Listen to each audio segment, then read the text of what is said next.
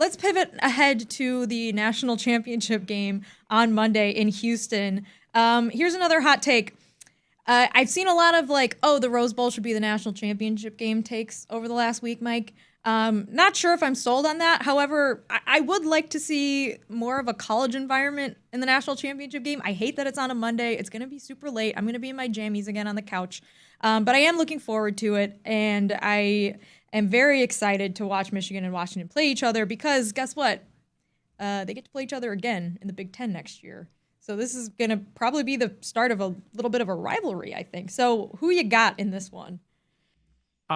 I'm picking Washington in this one, and I think some of that's caked in the recency bias of just watching the way offense looked in the Michigan-Bama game and then watching against a Texas defense that's not certainly as good as Michigan, but has a lot of, big bodies up front, a lot of similar things that they did to have success that I think Michigan can replicate. And just seeing the way that Michael Penix Jr. played, like if Michael Penix Jr. can muster another game like that, they're going to win because I don't know if Michigan's built to win a shootout like that.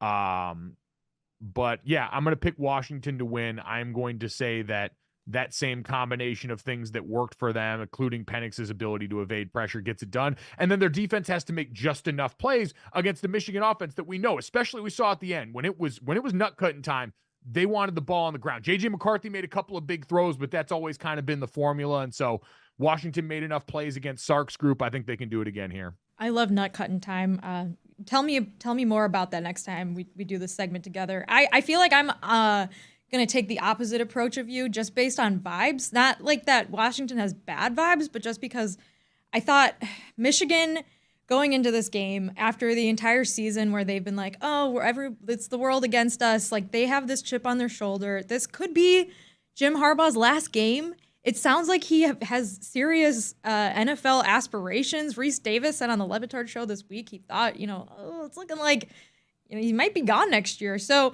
I don't think that necessarily they have like any sort of talent advantage over Washington or they're more physical than Washington even, although they certainly looked like a very physical team against Alabama.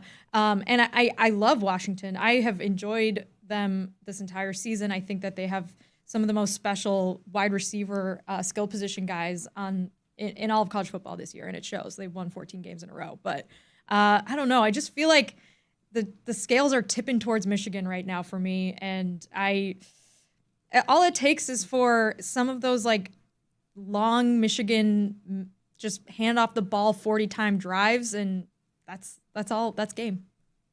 I think you're right, and I saw Parker Fleming, Stats of War on Twitter, say this before, that he feels like there's more ways Michigan can win this game than there are Washington can win this game. I think he's right. Michigan is the more complete team, especially because of what they are and what they represent defensively. Like, I'm so excited about Washington and a very NFL style. Like, it's Washington's offense versus Michigan's defense is like college football's version this year of when the 49ers played the Ravens. Like, scheme, quality of players, all that stuff's great. But the other side is, on paper, advantage Michigan in a pretty big way with their offense, what they can do on the ground versus a Washington defense that's been timely but never consistent. Yeah, and I think despite what I just said, Washington's offense keeps them in the game no matter what the margins are, right? Because if you watched Michael Penix throw those absolute dimes in the Sugar Bowl, all it takes is one of those, right, to break open a defense and score 6 points. So I'm hoping it's a good game. I hope it's a close game. I hope it's a fun game. I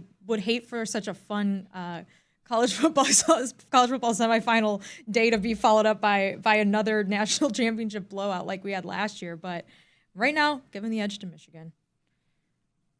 Man, does that hurt you to say? Like, I don't know what your relationship with Michigan is as like a Notre Dame fan. Despise them. This is me giving an emotional hedge. I'm going to accept the worst case scenario, and then if it happens, I accepted it. It's already, the hatred is coursing through my veins already, and it can't hurt me.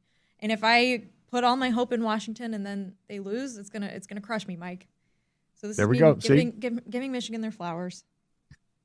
This is again, your ever-present reminder. Sports fandom is a mistake. It's a sickness that we all willingly allowed into our body, and we're worse for it. I'm disgusting. But anywho, that's our episode of Gen CFB. I hope people have enjoyed it. Lucy should be back next week, I hope. Right, Taylor? Yep, I believe so. I'm pissed. I thought this was Foot Girls. I came prepared. Oh God, put that. I was ready to do the damn thing.